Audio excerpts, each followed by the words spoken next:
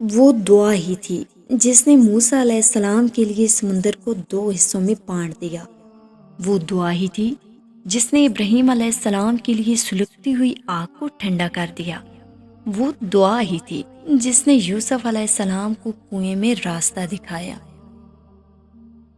جب اللہ کی رضا کے بغیر اس کائنات کا ایک بھی پتا نہیں ہل سکتا، تو پھر تمہارے دل کا بار بار اللہ سے رجوع کرنا، اس سے مانگنا بے وجہ نہیں ہے۔ جو ہاتھوں میں اتنی جان ڈال دیتا ہے کہ وہ دعا کے لیے اٹھ سکے، وہ پھر ان اٹھنے والے ہاتھوں کی لاج بھی رکھتا ہے۔ معجزے کرنا اللہ کا کام ہے، ہمارا کام بہت آسان ہے، دعا، صبر اور یقین۔ وہ جس کا نام الصبور ہے، یعنی صبر دینے والا، پھر وہ کیسے تمہیں تڑپتا ہوا چھوڑ سکتا ہے؟ وہ جس کا نام العلیم ہے، یعنی جاننے والا، پھر وہ کیسے تمہارے دل کی کیفیات سے بے خبر ہو سکتا ہے؟ وہ جس کا نام الرافع ہے، یعنی بلند کرنے والا، پھر وہ کیسے تمہیں گرا رہنے دے سکتا ہے؟ وہ جس کا نام ہی القادر ہے، یعنی قدرت والا، اس کے لیے پھر تمہارے ہر گمان کو حقیقت میں بدلنا بھلا کیا مشکل ہے؟ دعا کافی ہے ہر کوئی چیز لوٹانے کے لیے۔ پھر کیوں بھاگ رہے ہو نصیب کے پیچھے؟ کیوں زندگی سے پھر اتنا پریشان ہو؟ کسی سے محبت کا بہترین طریقہ یہ ہے کہ اسے اپنی دعاؤں میں ہمیشہ یاد رکھا جائے۔ کوئی ذرا سی دیر پر ہو گیا مایوس اور کسی کے حصے میں بار بار سر کو جھکانا لکھ دیا گیا، کسی کو 4 قدم کے فاصلے پر مل گیا اور کسی کے نصیب میں لمبا سفر لکھ دیا گیا۔ اللہ تمہاری دعاؤں کو نصیب سے ہارنے نہیں دے گا، اور یقین رکھو معجزے صبر کرنے والوں کے لیے ہیں۔ تمہاری ایک دعا تمہیں کہاں سے کہاں لے جا سکتی ہے۔ اگر تمہیں اس بات کا ذرا سا بھی اندازہ ہو جائے تو تم اپنی کوئی بھی سانس دعا سے خالی نہ جانے دو۔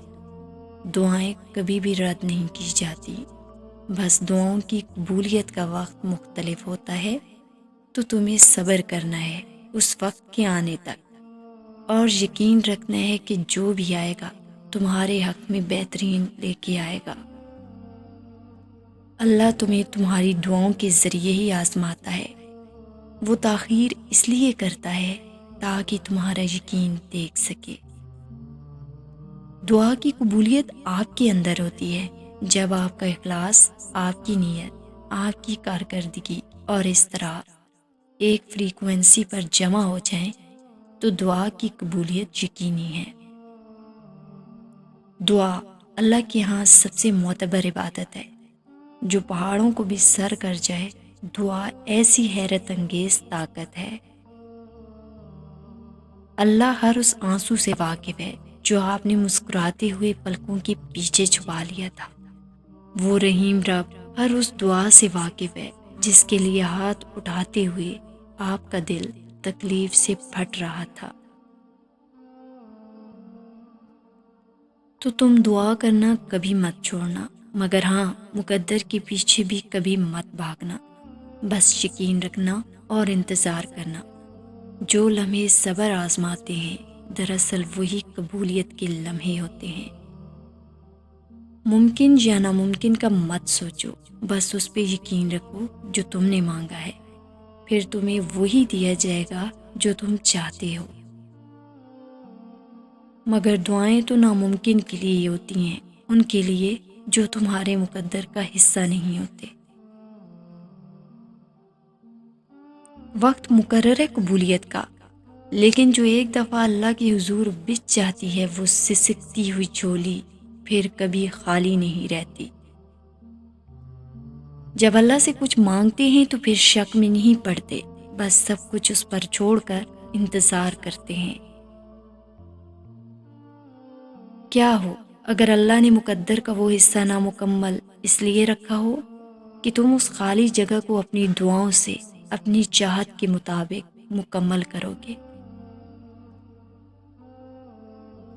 تم سوچتے ہو کہ جو مانگ رہے ہو وہ کیسے قبول ہوگا، اور وہ تمہیں خبر ہی نہیں ہونے دیتا کہ اس نے تمہیں ہی تمہاری دعاؤں کی قبولیت کا وسیلہ بنا دیا ہے۔